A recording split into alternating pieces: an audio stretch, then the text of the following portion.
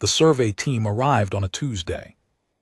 I know that because Tuesday was the day I did the deep clean rotation on the kennel bay, pulling the aluminum trays out of the lower tier holds, hosing them down in the sluice room, relining them with the dryweave mats the retrievers preferred. It was the kind of work that kept my hands busy and my head quiet, which was why I'd volunteered for it in the first place. Drevith Station's companion fauna transit bay wasn't a glamorous posting. It was a long rectangle of pressurized corridor, 42 holding pens on either side, a sluice room at one end and a supply locker at the other, and the faint, permanent smell of dog that no recycler had ever quite managed to clear from the filters. There were other smells in there too, underneath the dog, the dry dust scent of polymer mat material, the mineral overlay from the water recycling system, the faintly scorched edge of whatever the station kitchen ran through its ventilation ducts at mid-morning. But the dog smell was primary and persistent, and after 2 years I no longer noticed it unless I was paying specific attention. I paid specific attention to it on my first morning back after any time away. Then I stopped noticing again. That was how it worked. I'd been volunteering 3 shifts a week for going on 2 years, and I hadn't once considered asking to be reassigned. Wick occupied the top of my kit locker, as he always did. He'd claimed it on his second Tuesday, found the flat surface agreeable, and that had been the end of the discussion. He was a 14-year-old brown tabby with a notch out of his left ear from a disagreement that had predated me by at least 3 years, a habit of sleeping in a position that looked anatomically improbable, and opinions on everything. He didn't share those opinions unless prompted, but the options he chose to sit on, the corners he chose to occupy, the specific humans he chose to allow near him, all of this communicated something. I'd learned to read it the way you learn to read weather or the faces of very old men, carefully, without assuming you'd gotten it right. His fur had gone lighter at the muzzle in the past year, a slow fade from the warm brown of his working coat to something more silver gray that started at his jaw and worked back toward his ears. I didn't mention this to him. He would have found it irrelevant. He'd been sleeping in the same position on the top of the same locker for the better part of 2 years, and whatever changes time brought to the rest of the universe had not materially altered his relationship with that particular flat surface. I'd had Wick since my last deployment. He'd come with the apartment I'd kept on Marath Station before the retirement went through, a 7-year-old stray who'd walked in through an open maintenance hatch and declined to leave. I hadn't encouraged it. I hadn't discouraged it either. There's a certain kind of animal that makes a decision and communicates the decision in terms that don't leave a lot of room for negotiation. And with that kind of animal, the practical options are to accept the terms or to spend a lot of energy on a conflict you're not going to win. Wick had assessed the apartment, found it adequate and settled in, and I had submitted the paperwork to add him to my companion animal registry, waited the standard 17 days and received formal documentation that I was the keeper of 1 male tabby domestic shorthair, age approximately 7, condition, unclassified. That last word had seemed like an oversight at the time. I'd made a note to follow up on it. I never had. The documentation was filed in a folder I kept on my personal unit under the heading Administrative, which was where things went when they were complete enough to be filed, but not quite complete enough to be closed. 7 years later, I was still in that folder. The survey team came in through the main bay door at 0940, station time. There were 5 of them. Vethrani, all of them, the pale gray scale skin, the paired cranial ridges that flexed when they were processing complex sensory data, the long-fingered secondary handling arms folded across their midsections. The scale skin coloration in working Vethrani runs lighter than in formal or civilian dress. These 5 were in the field pale coloration of extended survey work, and their dark teal suits had the lived-in look of clothing that had been laundered and reworn in the field many times. 3 of them carried equipment cases. 1 carried a bioscan housing on a short bipod. The lead assessor carried nothing in her hands, which meant she was senior enough that someone else carried her equipment. They wore the dark teal field suits of the Vethrani Biological Survey Division, which I recognized from the briefing packets that got circulated every time there was a new protocol or a new accord. There had been a lot of new accords recently. The resettlement agreement between the Vethrani Territorial Directorate and the Earth Compact had been in negotiation for 16 months, and one of the conditions, one of dozens of conditions, was a full biological survey and formal classification of all Earth companion fauna currently in transit within Vethrani administrative space. Driveth Station sat in the outer margin of that space. Its companion fauna transit bay, my bay, held 41 animals in transit at present, 12 dogs of various breeds, 4 rabbits, a pair of retired service retrievers that were being transported to a sanctuary facility on Marath 3, a ferret traveling in a private carrier, and a somewhat mysterious arrangement involving a pair of very old greyhounds whose paperwork had gone missing somewhere between here and their destination. 41 animals. Plus Wick. Wick was not technically in transit. He was registered as a permanent companion animal of a resident volunteer at Driveth Station, which put him in a different administrative category entirely. The survey team's mandate covered transit animals in Vethrani administrative space. Whether that mandate extended to a 14-year-old tabby cat asleep on a volunteer's kit locker in the adjacent staff area was, as I understood it, a matter of some definitional ambiguity. I had flagged this to the station coordinator 3 weeks earlier when the survey schedule was first posted. The coordinator had consulted the mandate text and the relevant annexes, and had come back to me with the information that the question was genuinely unclear, and that she would leave it to the discretion of the survey team lead when they arrived. Nobody had asked me about it again until this morning. The lead assessor introduced herself as Registrar Prefect Dale. She was tall for a Vethrani, nearly 2 meters, with the particular stillness of someone who had been doing this work for a long time and had concluded, at some point, that most biological cataloging went better when the cataloger didn't move unnecessarily. She had a secondary handling arm resting on the edge of her field notebook, a physical notebook, paper or something close to it, which was unusual in a survey context, and which I noted as the mark of someone who developed their working methods before digital logging became standard, and had never found a reason to change. She carried herself the way experienced field surveyors carry themselves, with the weight of someone who knows the ground under their feet and has stopped worrying about it. I told her good morning and offered her the bay roster. She took it from me with her primary hand, scanned it in a way that suggested she'd already read it before arriving, and confirmed the count. 41 transit animals. Her team would require access to each pen in sequence. Standard procedure involved a brief physical proximity assessment followed by a full bioscan array reading. Most animals would be non-responsive to the array. A few might show stress indicators and would be given brief recovery intervals. The team had performed this protocol on 947 Earth companion animals in the previous 8 months, across 11 survey sites in Vethrani administrative space. It was, she said, routine. I told her I'd keep out of their way and handed her the bay key fob. She took that too, again with her primary hand, and moved into the pen corridor. Her team spread into their working formation with the efficiency of people who had done exactly this enough times that they no longer needed to discuss who went where. One tech took the near pens. One took the far run. The third set up the bioscan housing on its bipod in the open corridor space at the midpoint of the bay, where it could be repositioned as needed. The fourth moved to the logging station at the near wall. Dale moved between stations with the measured pace of someone who was both directing and observing, which requires a particular kind of attention. The attention of someone who is doing 2 things at once and has decided that neither one can be done at less than full quality. I went back to the aluminum trays.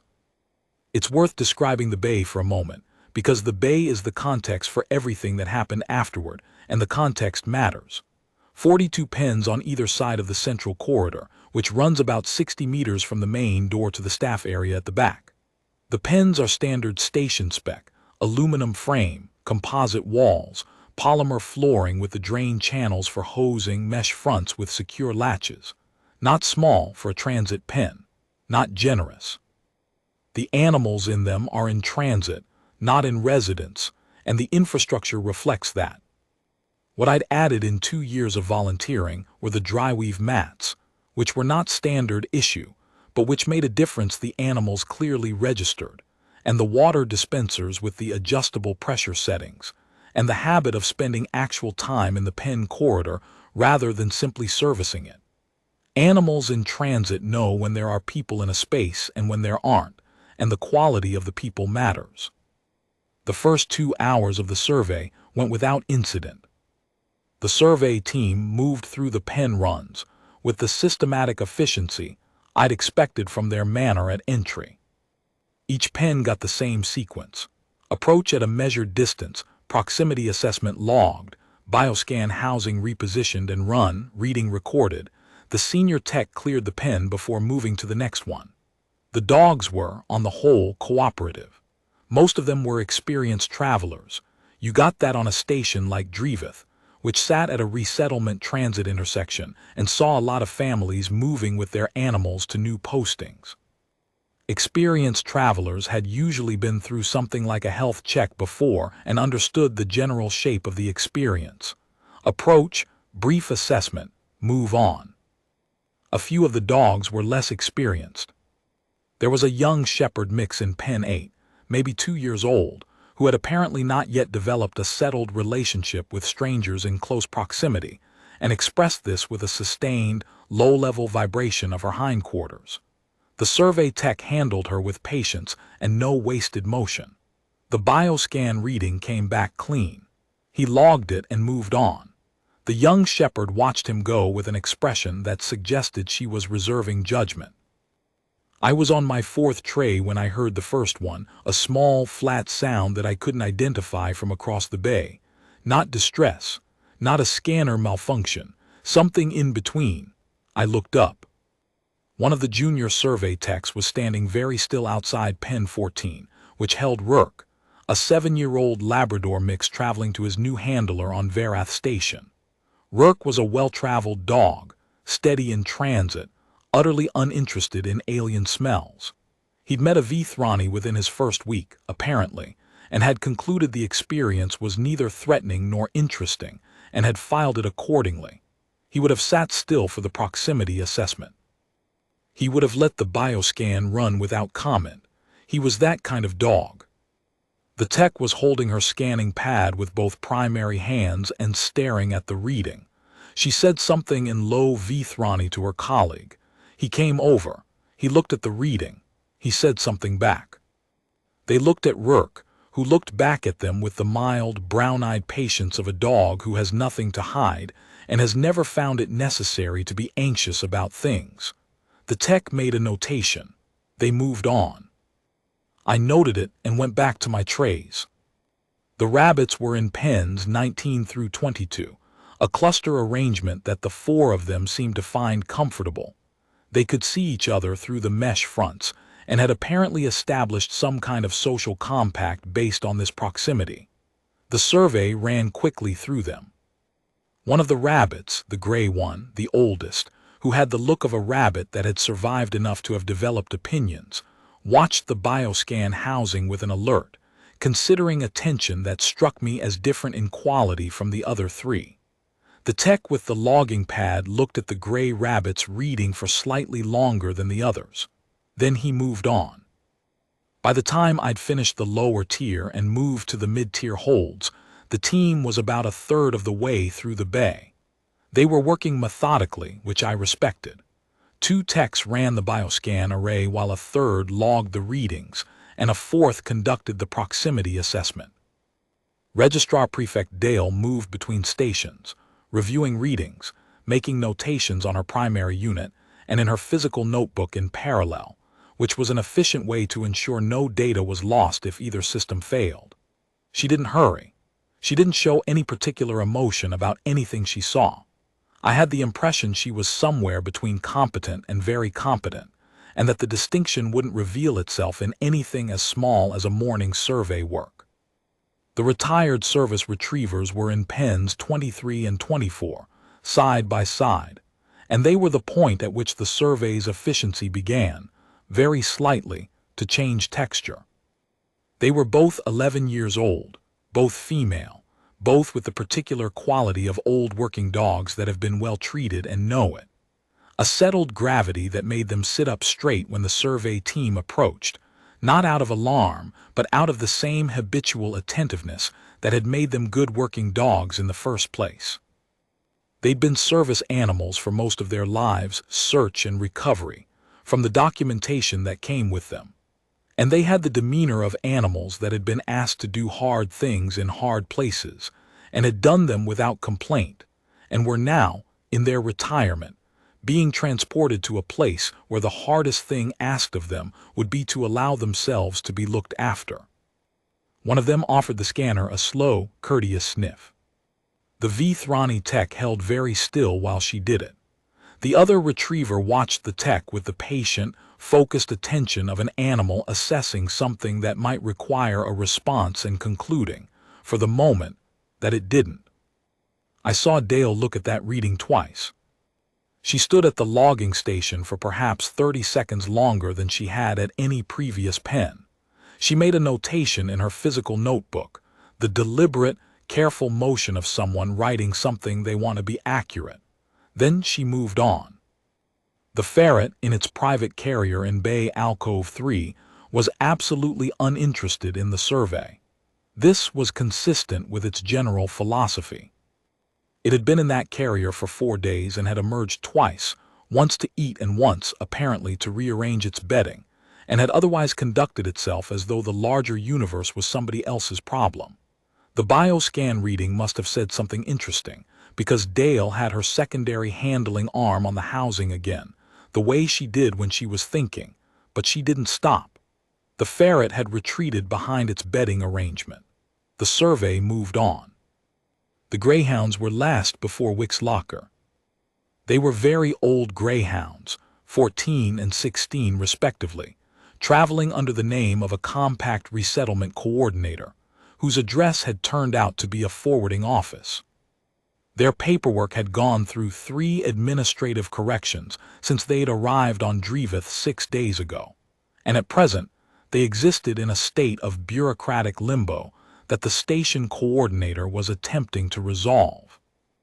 In the meantime, they were in pens 39 and 40, stretched out on their mats in the loose-limbed, boneless way of old greyhounds, and they were perfectly comfortable. And I had decided before their arrival that they would remain perfectly comfortable for as long as it took for someone to produce the correct documentation. Old greyhounds have a presence that's hard to describe to someone who hasn't been in a room with one. They're large and they're quiet, and they've been bred for a very long time to be precisely what they are. And the length of that breeding communicates itself in the way they hold their length, in the particular quality of their stillness. These two had the additional distinction of age, 16 years and 14 years, respectively, which for a greyhound represents a run that a lot of greyhounds don't complete, and they wore their age the way old soldiers wear theirs, not as diminishment, but as a kind of accumulated authority that doesn't need to announce itself. The survey team spent 11 minutes on the greyhounds. I couldn't hear what they were saying. They dropped below the threshold I could parse across that distance, but I could see the body language. Dale's secondary arm was on the housing through all 11 minutes. One of the junior techs stepped back at some point during the reading and didn't step forward again. A second tech ran the bioscan twice. I could tell from the way the housing hummed, the pause and restart. Dale made notations. She made more notations. She looked at the greyhounds, who looked back at her with the mild interest of animals who are approximately as old as time and have no particular opinion about being looked at. The older one, The 16-year-old put his chin on his forepaws after a few minutes and appeared to fall asleep, which was either indifference or the most devastating display of calm authority I'd seen from an animal in a long time. Possibly both. Dale filed whatever she'd filed and moved on. That brought them to the staff area at the far end of the bay.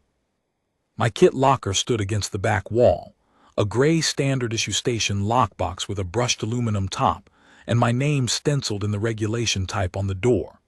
On top of it, in the position he had identified as optimal on his second Tuesday at the bay and not vacated since, Wick was asleep. He had his chin on his forepaws and his tail curled over his back feet and his eyes 3/4 shut, which meant he was at approximately the 40-minute mark of a nap. He would be at this for another hour, give or take, unless something required his attention. The notch in his left ear caught the bay light from a slightly different angle than the rest of his head, giving him a lopsided silhouette that I'd long since stopped finding remarkable. Dale stopped at the edge of the staff area and looked at him. I was not going to assist with this.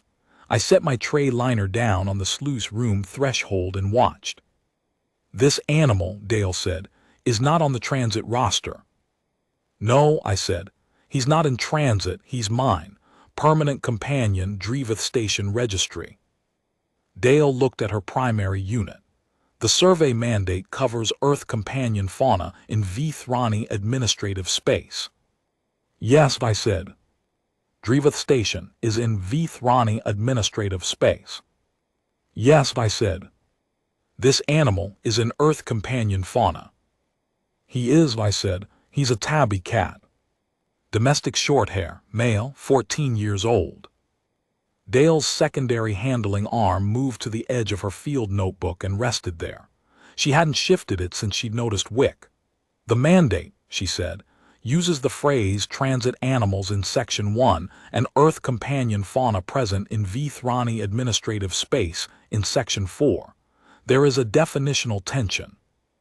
"There is," I agreed. She looked at Wick. Wick was not looking at her. He had shifted his chin from his left forepaw to his right forepaw at some point in the last 30 seconds, which was the only motion he had made since the survey team entered the staff area. "I am going to apply the broader definition," Dale said. "You're welcome to try," I said. Dale looked at me. I indicated the area in front of the locker with a slight movement of my hand. After a moment, Dale nodded once and moved forward with her team. There is a specific thing that happens when people approach Wick who have not approached Wick before. I've watched it enough times that I could describe it in some detail, though I've never quite found the right words for the shape of it. The people, or the aliens, or whatever category of being it is, are usually in motion, purposeful, with a clear intention about what they're going to do next. And then at some point in the approach, the motion changes. Not stops, changes. The purposefulness doesn't leave exactly, but it shifts register. The way the quality of a room shifts when something you hadn't noticed before makes itself known. Some people, some beings manage to continue on with what they were doing, only now they're doing it differently, more carefully, with more attention to where their hands are. Others come to a full stop and reassess. I've never been able to predict which outcome would occur. The junior tech who had gone still outside Pen 14 went still again at approximately 4 meters. He looked at the reading on his logging pad. He looked at Wick. He looked at the reading. "Registrar Prefect," he said. His voice had a quality in it I couldn't parse precisely, but I knew the shape of what it wasn't. It wasn't routine. Dale held up her primary hand, and the second tech adjusted the bioscan housing slightly, angling it toward the locker.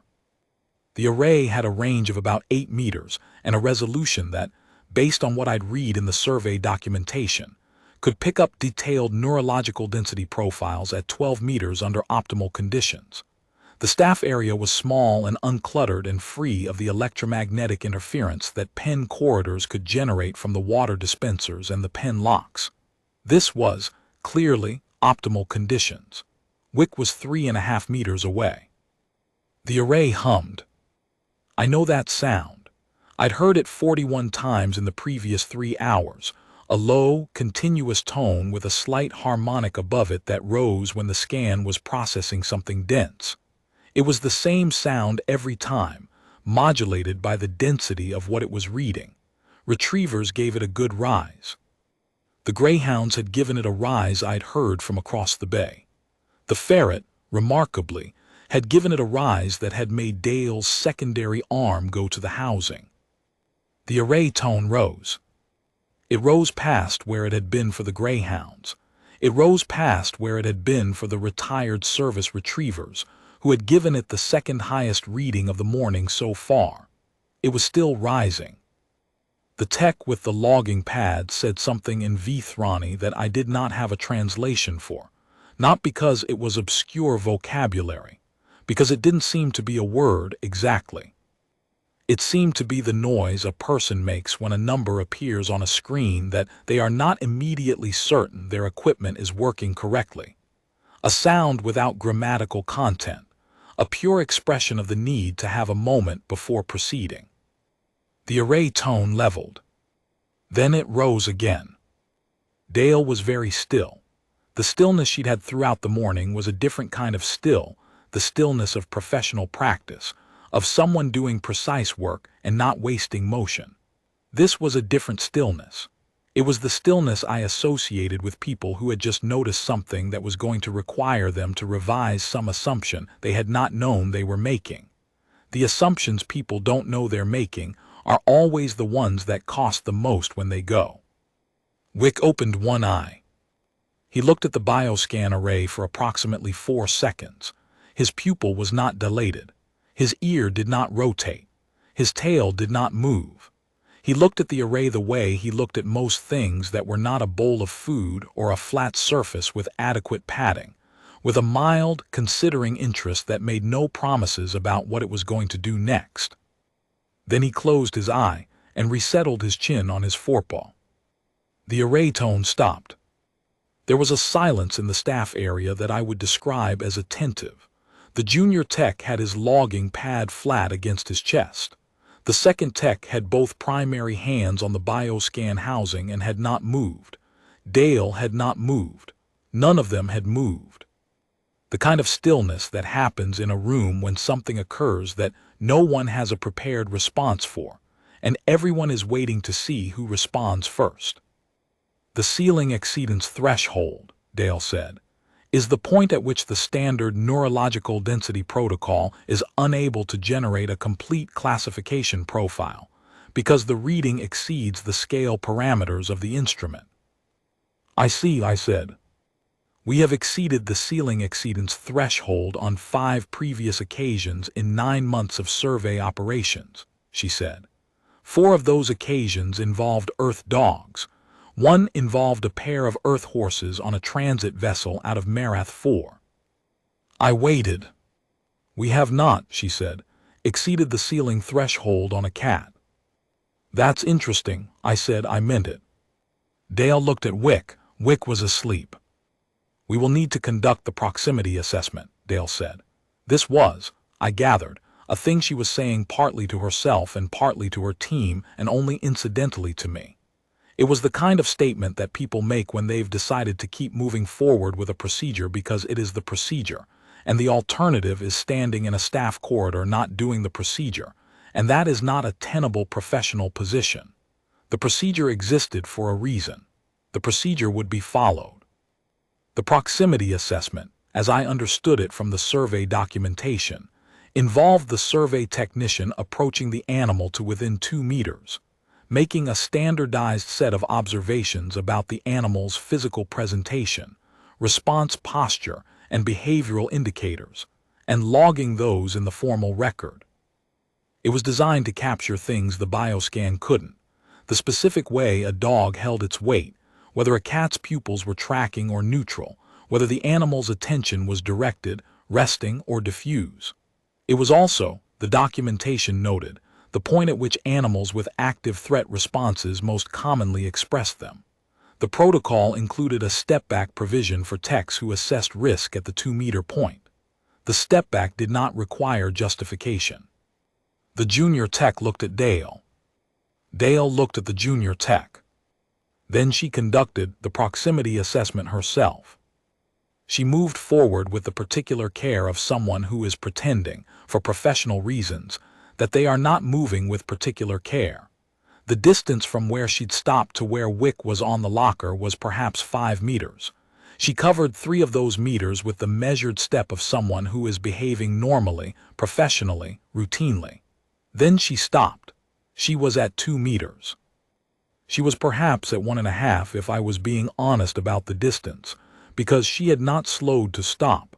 She had simply stopped, and where she stopped was where she had assessed she could stand and conduct the assessment. Wick was still asleep. His breathing was visible, the slight movement of his rib cage under his fur, in and out, at the pace of something that had not been disturbed. His eyes were fully closed. His tail was still. His forepaws were tucked under his chin in the way they always were in the late middle portion of a nap. Dale made her observations. She made them carefully, and she logged them on her primary unit with the deliberate precision of someone who is going to need this record to be accurate and knows it. Physical presentation: domestic feline, medium-large frame for the species, mature adult, mild coat condition consistent with age, no visible markers of distress, alert indicators absent. Response posture: resting, neutral, non-reactive to observer at proximity distance. Behavioral indicators: respiratory rate within normal feline resting range, no postural tension, no gaze aversion, no tracking. All of this was true and accurate, and described a cat that was taking a nap. Dale stepped back 2 paces. She turned to the tech with the specimen case, a flat, equipment-grade transport box made of matte black composite, roughly the size of a briefcase, designed to carry biological samples and small collected specimens in controlled conditions during field work. The standard survey team always carried one, which I knew from the documentation. It was a routine piece of equipment, used for tissue samples, environmental collections, occasional small animal measurements that required precise controlled conditions. It was not, as far as I could determine from any documentation I had read, typically used in the way it was about to be used. "Set the case," Dale said. The tech unfolded the case from its collapsed carry position, engaged the base struts, and opened the mesh panel on the top. Standard interior: a flat mat of thermally neutral polymer, approximately 40 centimeters by 60, slightly padded, designed to cushion fragile collected specimens. The mesh panel on the top was hinged, with a simple friction lock closure. The case sat approximately 20 centimeters off the floor on its struts.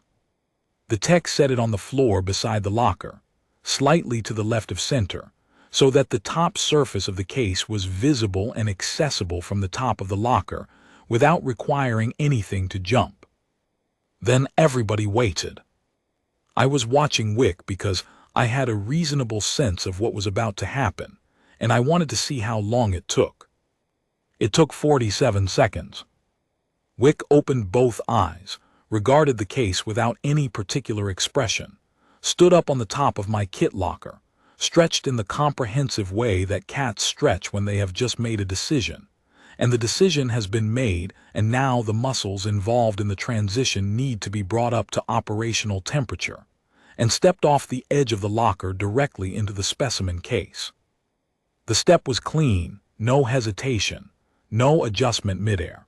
A single fluid transfer from one flat surface to another slightly lower flat surface that suggested either careful calculation or complete indifference to the risks of miscalculation. He turned one circle, he settled, he put his chin on his forepaws. He was asleep in under a minute. The tech with the logging pad said something in Vethrani again. This time I recognized 2 of the words. One was the word for voluntary. One was the word for enclosure, or possibly containment. Depending on context, it was a Vethrani word that covered both, because Vethrani bureaucratic language was built around the principle that the distinction between voluntary enclosure and containment was often definitional rather than physical, and they had decided at some point to handle this with a single word and let the context carry the distinction. "He does that," I said. Dale looked at me. "He likes enclosed spaces," I said. "Boxes, cases, bags, anything with sides. He's been doing it for years. If you leave something open on a flat surface, he considers it available." Dale looked at the case, at Wick at the case. "He also," I said, "appears to have found the padding adequate." There was a pause. "Yes," Dale said. She said it the way people say things when they are buying themselves a moment to process something they don't have a category for. She conferred with her team. The conference lasted approximately 8 minutes, which was the longest any single animal had taken in the survey. I went to the supply locker, got myself a cup of coffee from the dispenser. It was the station blend that tasted faintly of mineral recycling, and that I had stopped noticing 3 weeks into my first posting here, and sat down on the bench by the door and let them work. I want to be clear about something. I've worked with animals for a long time. I kept dogs through most of my service years, always one, sometimes two, and before I had dogs I grew up on a farm that had a working dog and 2 barn cats, and a horse that my father described, without irony, as the most sensible individual on the property. I know what a well-trained animal looks like, and I know what an untrained animal looks like, and I know the difference. And I know that neither category fully covers a 14-year-old tabby cat who has navigated 14 years of his own inscrutable priorities by a combination of deep feline pragmatism and something that I can only describe as considered assessment. Wick doesn't perform. He's never been asked to. He doesn't do tricks, and he doesn't do commands, and he does not come when you call him unless he was already coming anyway, in which case the timing is technically coincidental. He sleeps where he wants to sleep, and he eats what he wants to eat, and the only reliable rule about him is that he pays more attention to things than you expect him to. And then, at some later point, you discover that the attention was warranted. I'd learned that in the first month. He'd been asleep on my bunk one evening when my upstairs neighbor, a Vethrani exchange resident, perfectly pleasant, perfectly harmless, had knocked on my door unexpectedly. Wick had been awake and on the floor between me and the door before the knock had fully registered in my ears.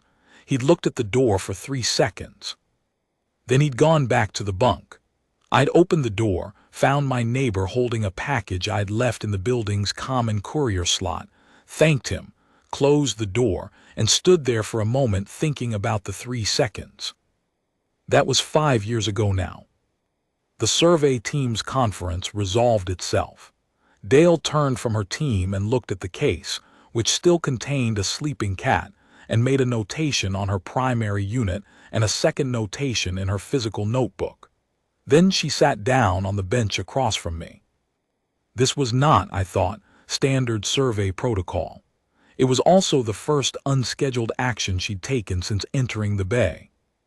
She sat with the posture of a Vethrani in the formalatresse position, not the casual version, but the one they use in situations that are neither confrontational nor resolved, where you want to convey that you are present and attentive and not leaving, but also not asserting anything in particular. I recognized it from 8 years of working with Vethrani counterparts during my service years.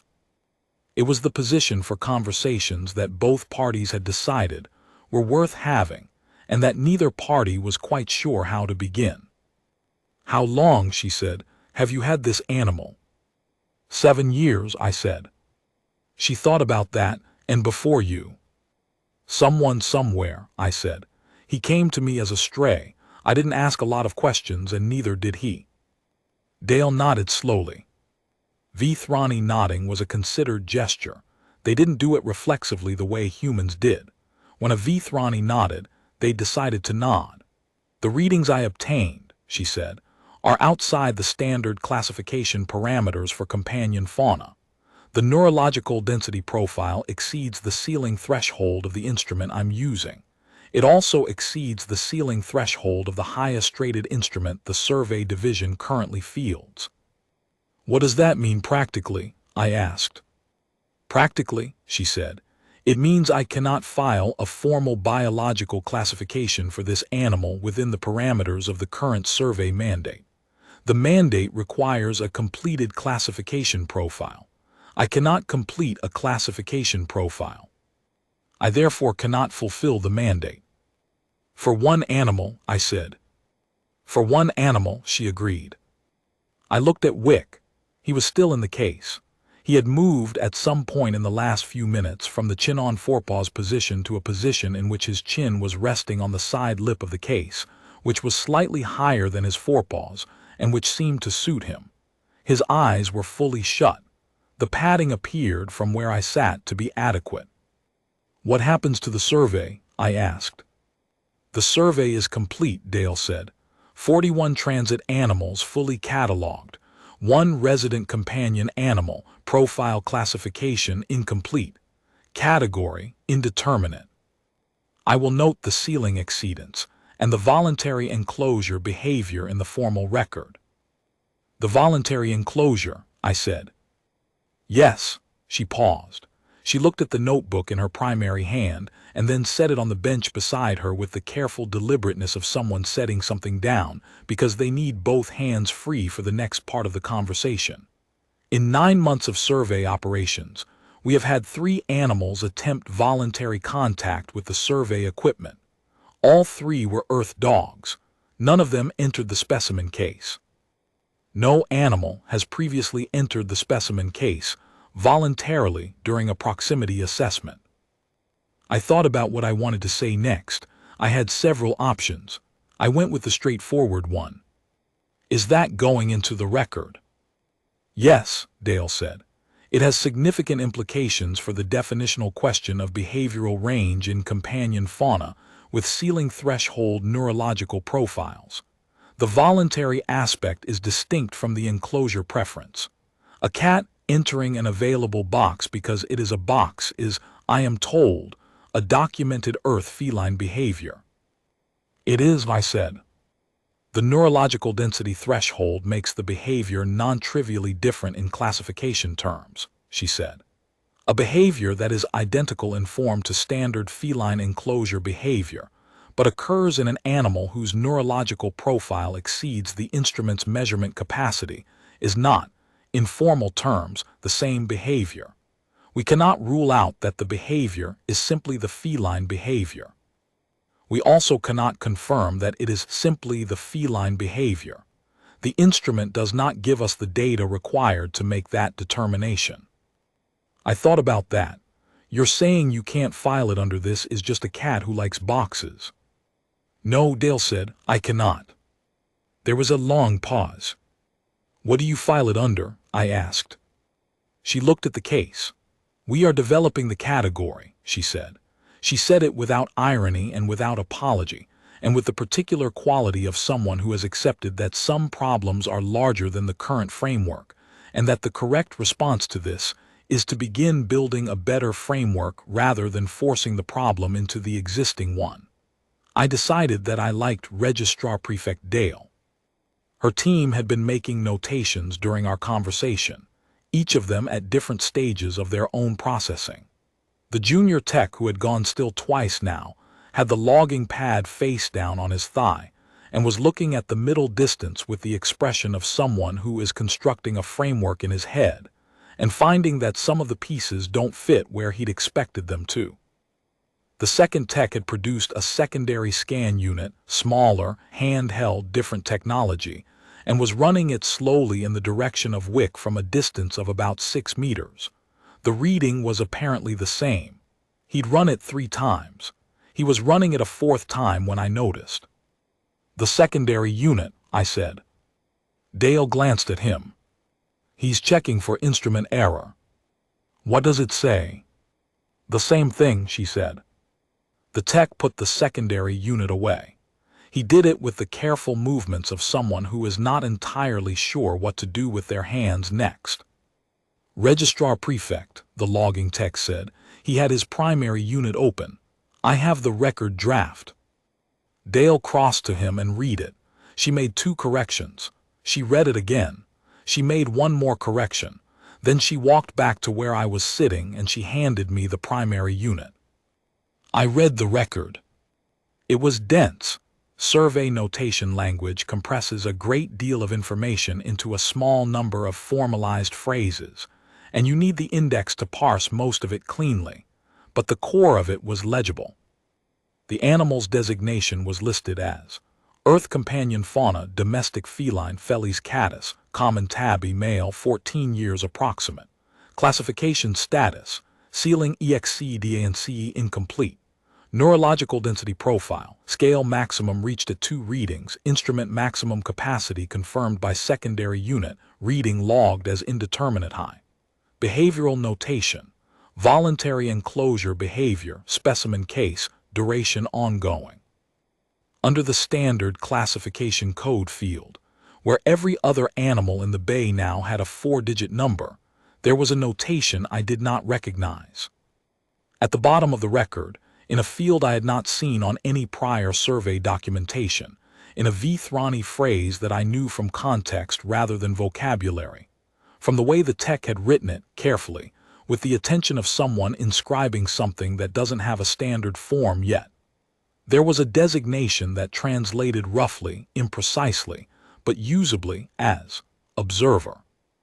I handed the unit back. Observer, I said. It's a provisional designation, Dale said. It's used in situations where the standard classification system does not have an adequate category and a formal record must still be filed. It does not indicate a formal classification. It indicates that a classification has been identified as necessary, but not yet achievable with current instruments or current categorical frameworks. But it indicates something, I said. It indicates, she said, that we will need to return. I nodded. He'll be here, I said. He'll be on that locker most likely, or in something you left open on a flat surface. She looked at the case. Wick was still in the case. The survey team began the process of packing up their equipment, the bioscan housing, the logging units, the secondary scanner, the assorted fieldwork tools of 9 months of biological cataloging conducted across 11 survey sites. They did it with the efficiency of a team that had done it many times in many locations, under conditions that ranged from routine to complex. This morning had been, I suspected, neither routine nor complex in any category they'd previously developed. They were managing it well. Their movements were measured and correct.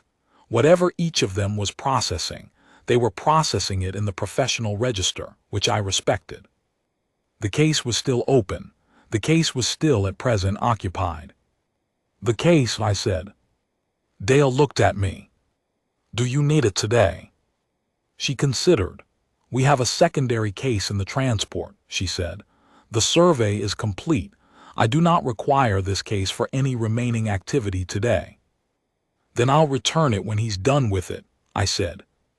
You can log the case number and I'll bring it to the transfer office when he's up.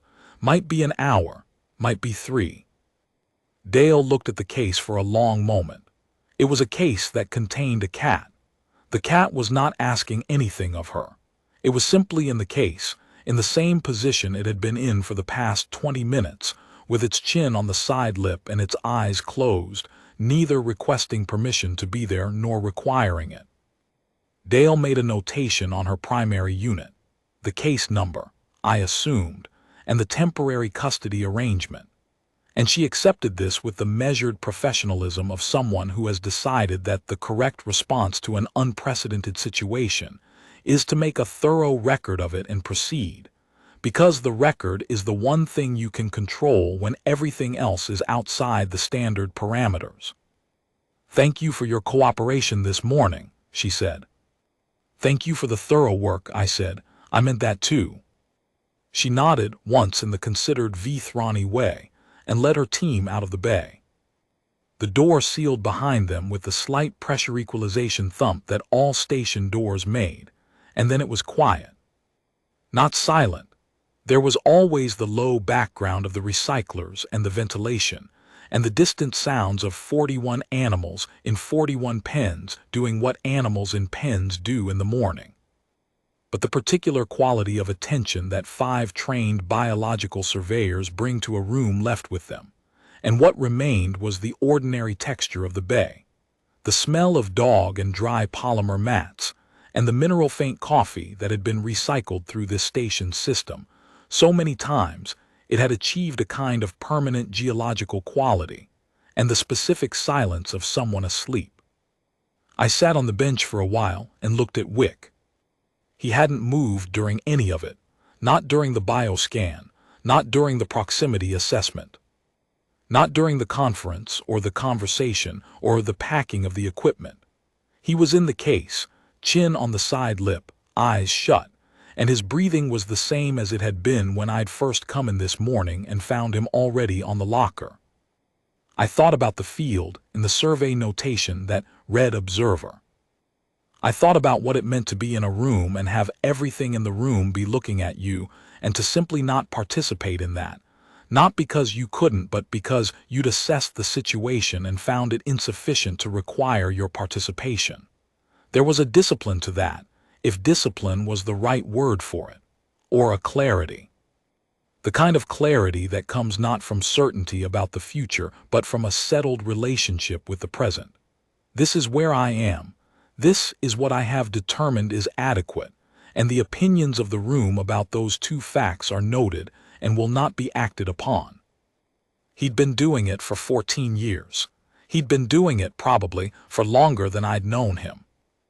And I thought about the 5 previous ceiling exceedances in 9 months, the dogs, the horses, and what it said about the instruments that a biological survey tool, fielded by a species who had been cataloging Earth fauna for years across dozens of survey sites, kept running into the same problem at the upper end of its measurement range. The ceiling wasn't a flaw in the instrument.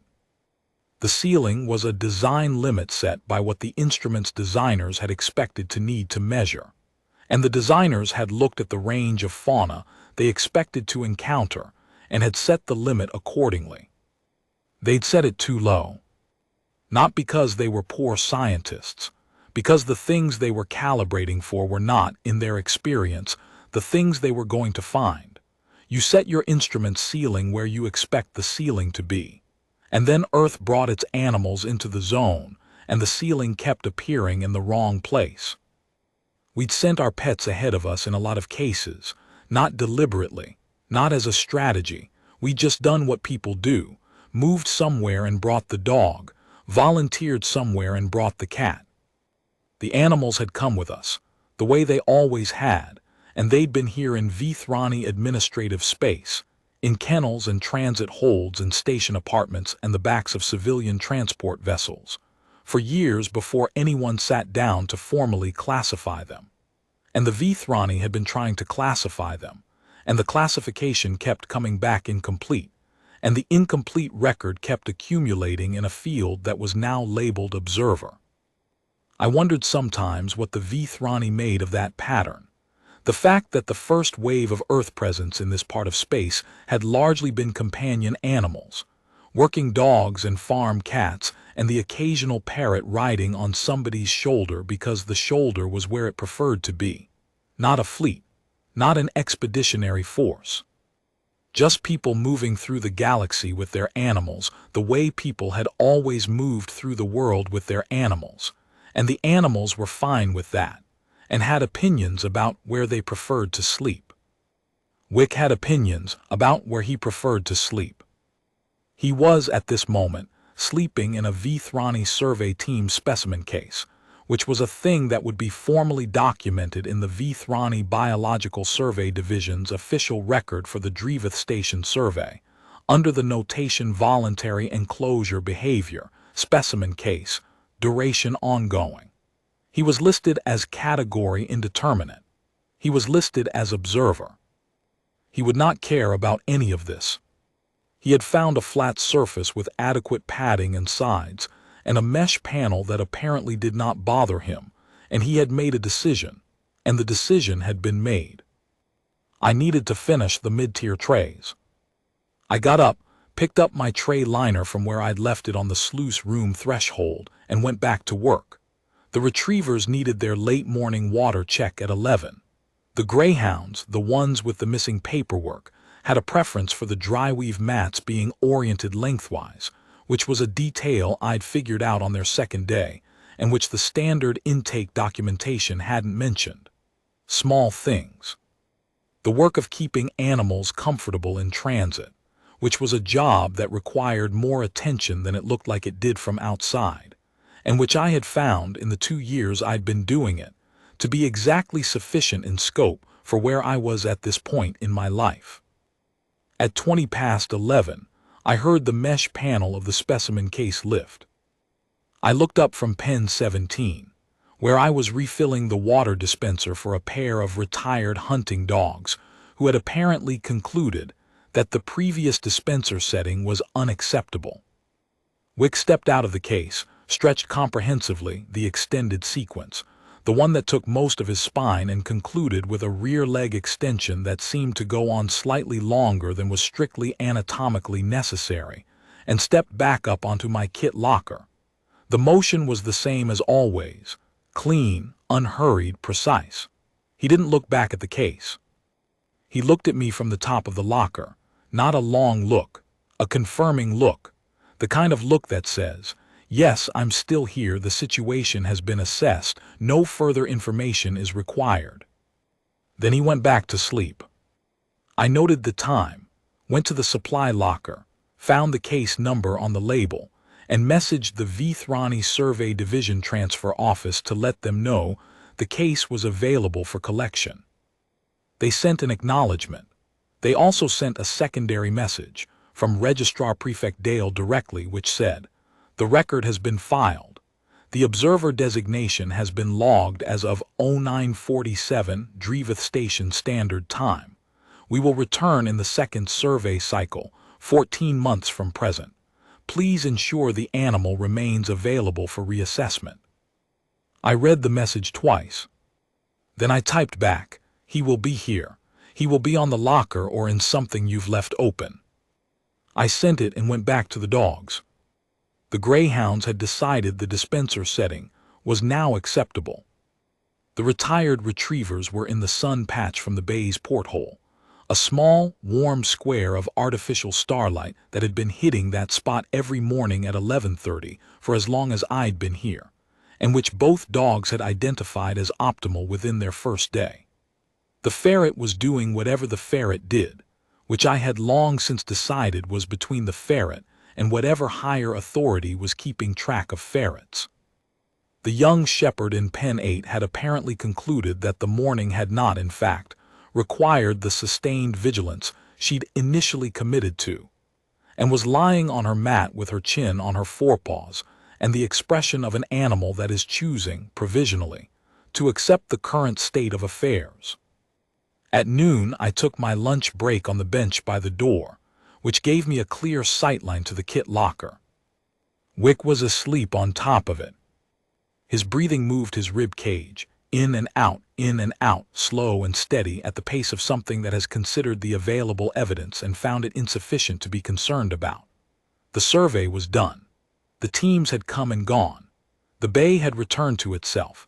The small sounds of 41 animals, the recyclers, the mineral coffee, the light from the porthole hitting the retriever's fur in a way that made it look, for about 20 minutes every morning, like something warmer than it was. Category indeterminate, reclassification, observer. He didn't know that. It wouldn't have changed anything if he did. I finished my lunch, rinsed the container in the sluice room, and went back to the afternoon roster. Water checks, feed times, the paperwork for the greyhounds that I'd been told was expected to clear by end of day. The end of day report for the station coordinator that I'd been filing every Tuesday and Friday for 2 years in the same format with the same level of detail. Because detail was how you kept track of things, and keeping track of things was how you kept things from going wrong. The case sat on the floor beside my kit locker until the transfer officer came at 4 o'clock to collect it.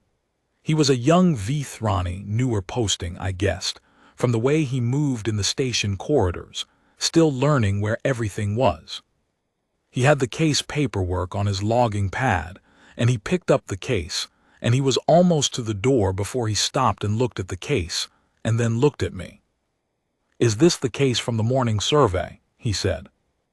"It is," I said. He looked at it once more. He was looking at it the way you look at something when you've read a record, and then you're holding the physical object, and you're not entirely sure how to reconcile them. The record said one thing. The object was a case. The case had been voluntarily occupied by a category indeterminate observer for approximately 1 hour and 43 minutes, and now it was empty, and he was holding it, and there was apparently something about that which required a moment. "All right," he said. "All right," I said. He left. I locked up the sluice room and made my notes for the day and sent the end-of-day report.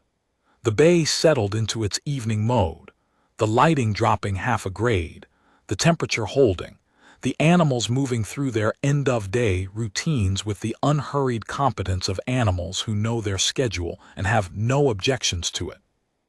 I got my coat from the locker and called to Wick. He landed on my shoulder from the top of the locker, a single fluid motion, no hesitation, no missed landing, and settled his forepaws against my collarbone and his chin on top of my shoulder in the position he'd established in the first week, which was the position for transit. Secure, balanced, attention-oriented outward. I turned off the bench light and stood in the bay for a moment before I left. 41 animals breathing in the half-dark, the recyclers cycling through their evening programs, the porthole showing the deep black of the station's orbit against the faint scatter of the outer system's dust haze. Quiet, occupied, exactly as it had been this morning before any of this started. Wick was warm against the side of my neck. 14 months, Dale had said, the second survey cycle. He'd be 16 by then, still on the locker most likely, or in whatever they happened to set down.